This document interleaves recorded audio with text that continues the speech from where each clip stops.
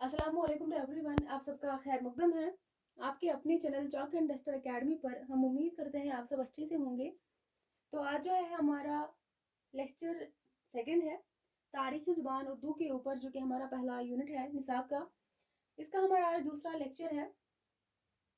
ये जो है कल हमने हिंद आर्याई की मुख्तसर तारीख जो है पढ़ी थी, और आज जो है इसी का जो हमारा टॉपिक है, जो कि हमने कल हिंद यूरोपी, जो कि उसको 3 दौर में तकसीम किया गया था, जैसे हमने कल थोड़ा सा बोला था। कदीम हिंद आर्याई दौर, वस्ती हिंद आर्याई दौर, और उसके बाद जो है जदीद हिंद आर्याई दौर। और पहला जो इसमें दौर है वो कब से कब तक मुहित है? तो पहला वाला जो दौर है वो 1500 कबल मसीह से लेकर जो है 500 कबल मसीह तक का जो है दौर है। और इसके बाद अगर हम वस्ती हिंद आर्याई की दौर की बात करेंगे, ये जो है 500 कबल मसीह ता 1000।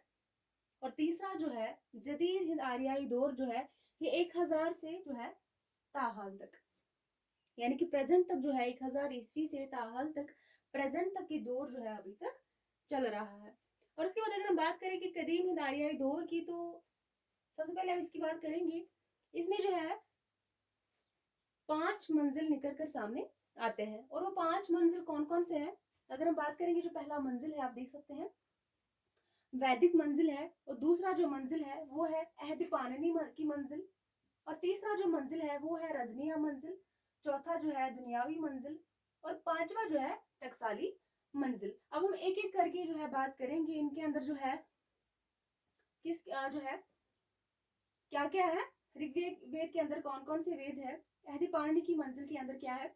इसी तरह जो है एक एक करके हम इनके अंदर जो है बात करेंगे। सबसे पहले जो है ये वैदिक मंजिल जो है, इसके अंदर कौन कौन सा वेद जो है पाया जाता है? तो इसके अंदर जो है ऋग्वेद पाया जाता है, जो कि ओल्डेस्ट वेद है, जो कि ओल्डेस्ट वेद है। सबसे ओल्डेस्ट वेद कौन सा है? तो ऋग्वेद है।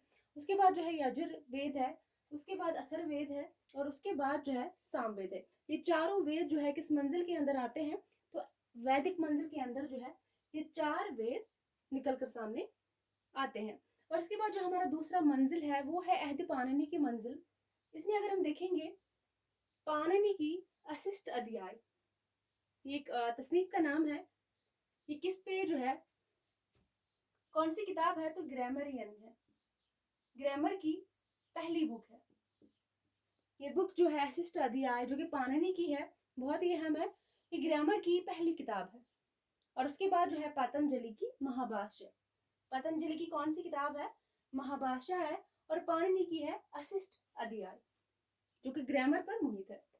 इसके बाद जो तीसरा मंजिल है वो है महाभारत, सॉरी, तीसरा जो मंजिल है वो है रजमिया मंजिल। और इसके अंदर अगर हम देखेंगे क्या है, महाभारत लिखी गई है।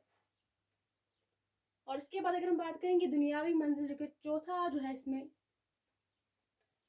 बात करेंगे, दुनियावी मंजिल के अंदर जो है संस्कृत को सरकारी जुबान का दर्जा मिलता है। संस्कृत को सरकारी जुबान का दर्जा किस मंजिल के अंदर मिलता है? तो वो है दुनियावी मंजिल के अंदर। ये है चौथा मंजिल। और उसके बाद जो पांचवा मंजिल है, जो कि आखिरी मंजिल है, वो है टकसाली मंजिल। इसमें जो है अवामी बोलचाल से दूरी। अगर हम बात करेंगे टकसाली मंजिल की, तो इसमें जो है जैसे कि मयारी संस्कृत है, जो कि पंजाब का इलाका है।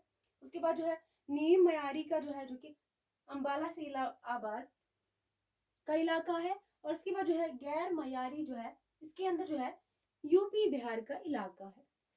और इसके बाद अगर हम बात करेंगे आगे, अगर हम बढ़ेंगे, ये था कदीम दौर जो था, कदीम हिंद आर्याई दौर, जो 1500 कबल मसीह से लेकर 500 कबल मसीह तक जो ये दौर था, इसके बारे में हमने बात की। इसके अंदर जो है 5 मंजिल आते हैं, वो है वैदिक मंजिल, अहद पाणिनि की मंजिल, रजमिया मंजिल, दुनियावी मंजिल और टकसाली मंजिल। इसके बाद अगर हम बात करेंगे, दूसरा जो दौर है वो है वस्ती हिंद आर्याई दौर।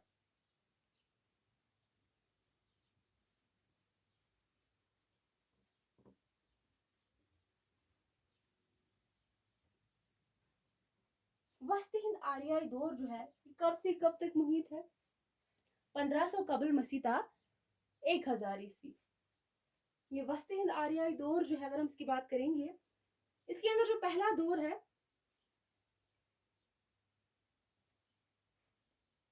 इसमें भी जो है 3 दौर आते हैं।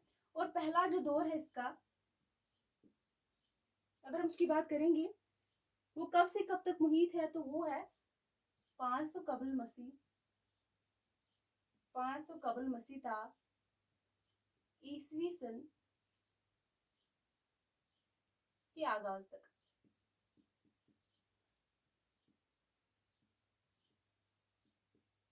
ये दौर जो है 500 कबल मसीह था ईसवी सन के आगाज तक जो है ये दौर मुहित है।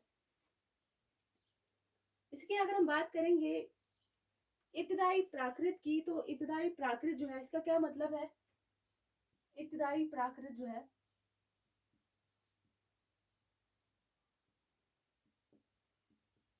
इसके क्या माने हैं? प्राकृत के क्या माने हैं? फितरी जुबान। एग्जाम में क्वेश्चन पूछा जा चुका है इसके हवाले से। फितरी जुबान, प्राकृत के क्या माने हैं, तो वो है फितरी जुबान। इसमें जो इब्तिदाई प्राकृत है, पहली प्राकृत की अगर हम बात करेंगे, इसको पाली भी कहा जाता था। क्या कहा जाता था? पाली। पहली प्राकृत को क्या कहा जाता था? तो पाली कहा जाता था।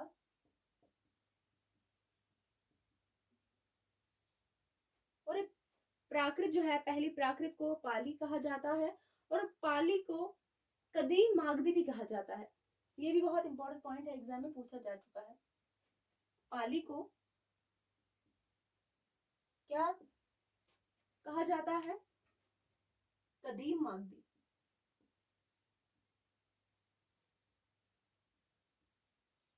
पाली को कदीम मागधी भी कहा जाता है।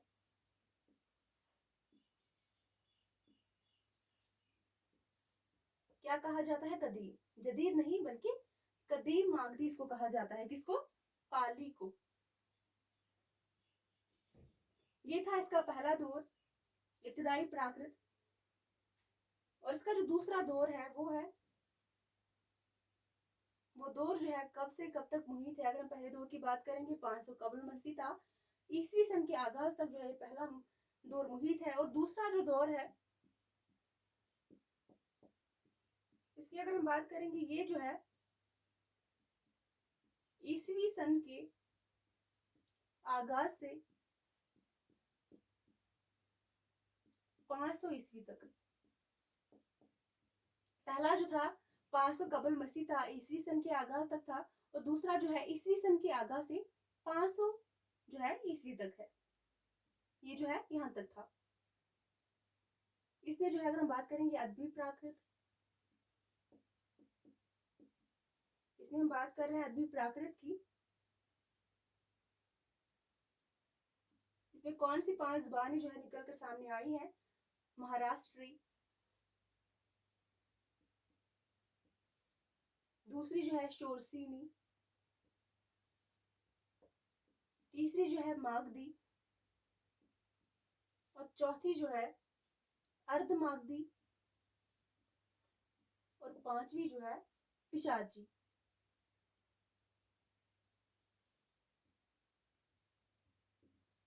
अदबी प्राकृत के हवाले से जो है, जो जुबानें वजूद में आई हैं, जैसे कि महाराष्ट्री को जुनूब का इलाका कहा जाता है। ये जुनूब का इलाका है, जुनूब का इलाका कौन सा? महाराष्ट्र का। और उसके बाद जो है शोरसीनी जो है मथुरा का इलाका है। शोरसीनी जो है क्या है? मथुरा का इलाका है।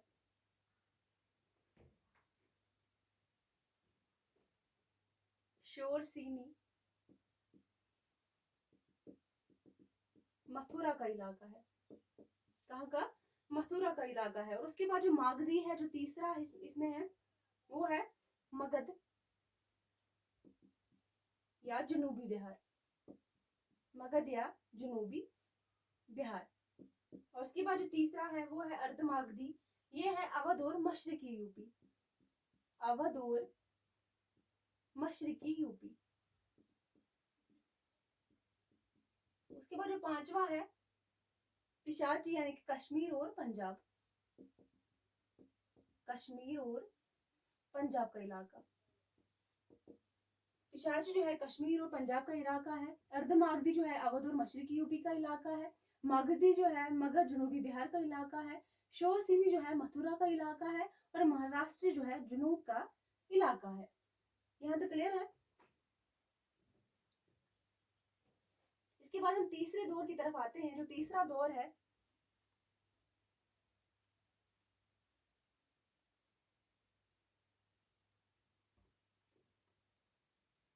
जो कि अपभ्रंश का दौर है।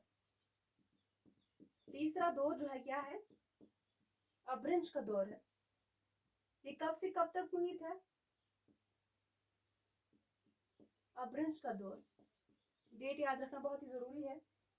ये जो है 500 ईस्वी था 1000 ईस्वी तक। फिर से मैं बोलूंगी, जो पहला दौर है वो है 500 कबल मसीह था ईस्वी सन के आगाज तक।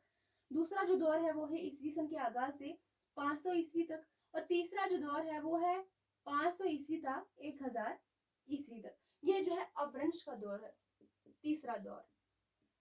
और इसके अंदर हम बात करेंगे, पहला जो है शोरसिनी अपभ्रंश,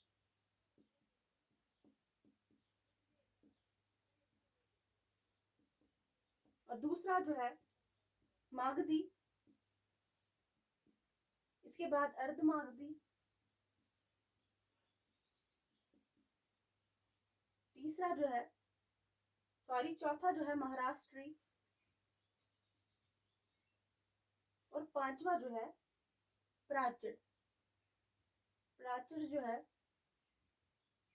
या केकई हम इसको बोलते हैं। प्राचीर या केकई जो है, जो कि इलाका सिंध है।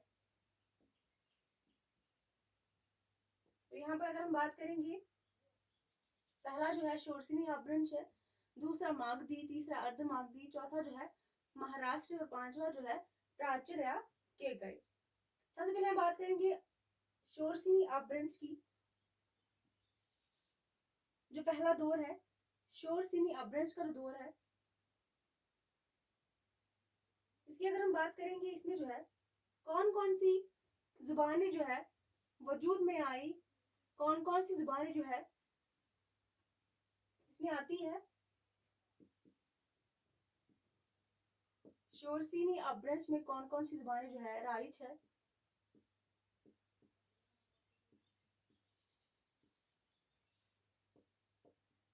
सबसे पहले अगर हम बात करेंगे खड़ी बोली, ये जो है मगरबी हिंद की बोली है। उसके बाद राजस्थानी, उसके बाद पंजाबी, उसके बाद गुजराती। ये चारों जो है शोरसिनी अपभ्रंश की जुबानें हैं। खड़ी बोली, राजस्थानी, पंजाबी और गुजराती। इसके बाद हम बात करेंगे मागधी की।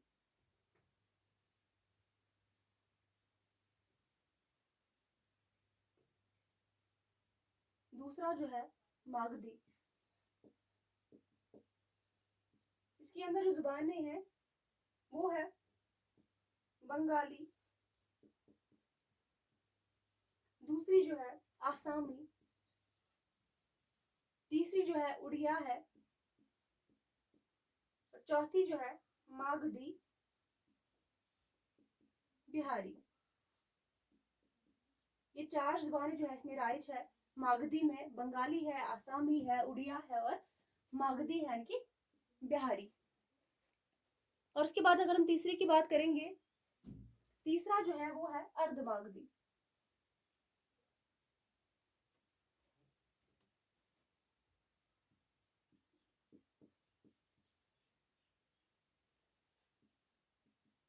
अर्धमागधी जो है इसके अंदर कौन कौन सी जुबानें राइज है। सबसे पहले अगर हम देखेंगे, ये जो है बिहार से इलाहाबाद तक। अर्धमागधी जो है बिहार से इलाहाबाद तक। सबसे पहले अगर हम बात करेंगे ये जो है मशरकी हिंदी की बोलियां हैं। ये जो है मशरकी हिंदी की बोलियां हैं, जैसे अवधी है, उसके बाद छत्तीसगढ़ी है, उसके बाद जो तीसरी है वो है भोजपुरी। भोजपुरी ये तीनों जुबानें जो है इसके अंदर राइज है, तो वो ये है अर्धमागधी के। और उसके बाद जो चौथा जो है महाराष्ट्री, इसके अंदर कौन कौन सी जुबानें राइज है? मराठी। सिर्फ आप इसके अंदर एक याद रखेंगे, वो है मराठी। और लास्ट वाला जो है पांचवा जो है प्राचीन केकय जो है, इसके अंदर जो है कौन कौन सी जुबानें राइज है? प्राचीन या केकय। इसके अंदर अगर हम बात करेंगे, सिंधी है और लिहिंदा है। ये दोनों जुबानें जो है इसके अंदर राइज है। ये जो है इलाका सिंध, सिंध का इलाका। और महाराष्ट्र की अगर हम बात करेंगे, ये है इलाका बरार। प्राचीन के अंदर जो है केकई, या इसके अंदर जो है सिंधी और लिहिंदा है। और महाराष्ट्र के अंदर जो है मराठी है। अर्धमागधी के अंदर जो है अवधी है, छत्तीसगढ़ी है, भोजपुरी है। और मगधी के अंदर जो है बंगाली है, आसामी है, उड़िया है, मगधी है। और शोरसिंह या ब्रज के अंदर जो है ये बहुत ही अहम है, एग्जाम में पूछा जा चुका है, खड़ी बोली है, राजस्थानी है, पंजाबी है, गुजराती है। ये चार जुबानें जो है इसके अंदर राइज है। किसके अंदर? शोरसिंह आब्रंश के अंदर। तो ये था आज का हमारा लेक्चर। इसे आगे जो है हम कल के लेक्चर में जो है कवर करेंगे। आज के लिए बस इतना ही, मिलते हैं कल की क्लास में। तब तक के लिए अल्लाह हाफिज।